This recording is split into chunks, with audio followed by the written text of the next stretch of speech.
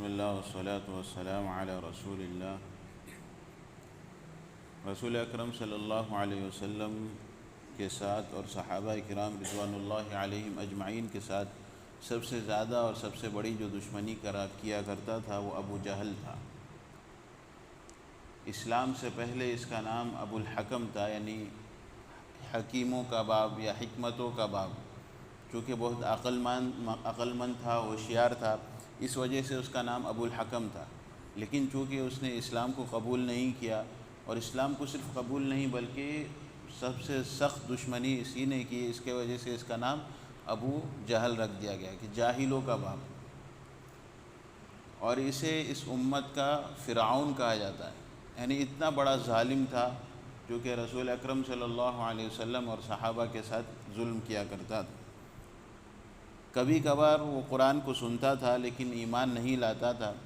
اور جب رسول اکرم صلی اللہ علیہ وسلم نماز پڑھنے کا ارادہ کرتے یا قرآن پڑھتے یا اسلام کی دعوت پیش کرتے تو بیچ میں آ کے رکاوٹ بننے کی کوشش کرتا تھا۔ اسی وجہ سے سورہ قیامہ کی آیتیں نازل ہوئی کہ فلا صدق ولا صلی،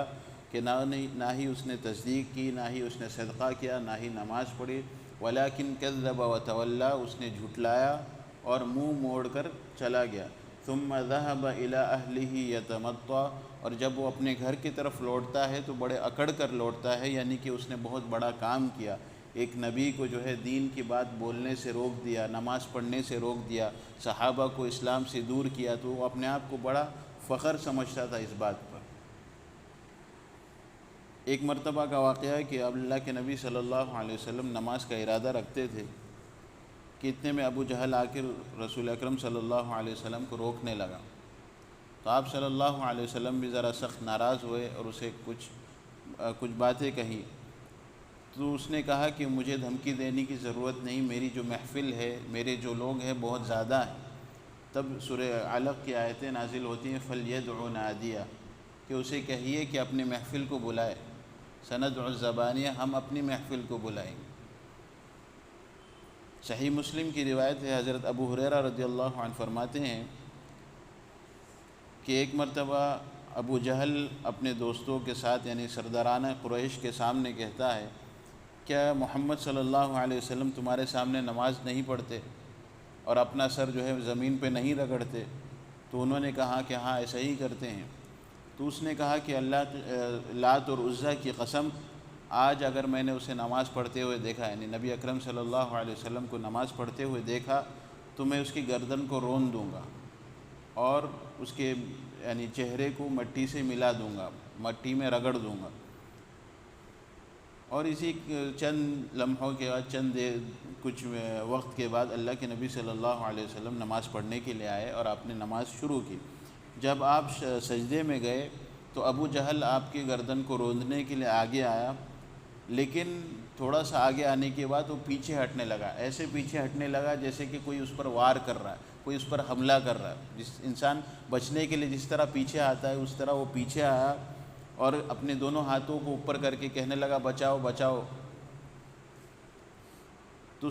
دوسرے جو لوگ تھے بیٹھے ہوئے انہوں نے کہا کہ ابو الحکم تجھے کیا ہوا؟ تو کہنے لگا کہ میرے اور رسول اکرم صلی اللہ علیہ وسلم کے درمیان ایک آگ کی خندق تھی، آگ کا گڑھا تھا۔ آپ صلی اللہ علیہ وسلم نے اس واقعے کے بعد فرمایا کہ اگر وہ میرے قریب آتا تو فرشتے اس کے جسم کے ٹکڑے ٹکڑے کر دیتے۔ تو یہ معاملہ جو ہے ابو جہل رسول اکرم صلی اللہ علیہ وسلم کے ساتھ کیا کرتا تھا،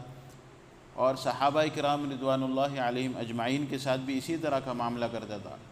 اگر کوئی یعنی طاقتور انسان یا بڑے عہدے والا انسان اسلام قبول کرتا تو اسے برا بھلا کہتا، اور اگر کوئی کمزور انسان یا کمزور صحابہ اسلام قبول کرتے، غریب صحابہ اسلام قبول کرتے تو ان پر ظلم کرتا تھا، اور اسی کے ساتھ ساتھ دوسرے لوگوں کو بھی ظلم کرنے کے لیے آمادہ کرتا تھا۔ تو یہ ابو جہل کے ایسے غلط کارنامے ہیں جو رسول اکرم صلی اللہ علیہ وسلم کے ساتھ اور صحابہ کرام رضوان اللہ علیہم اجمعین کے ساتھ کیا کرتا تھا۔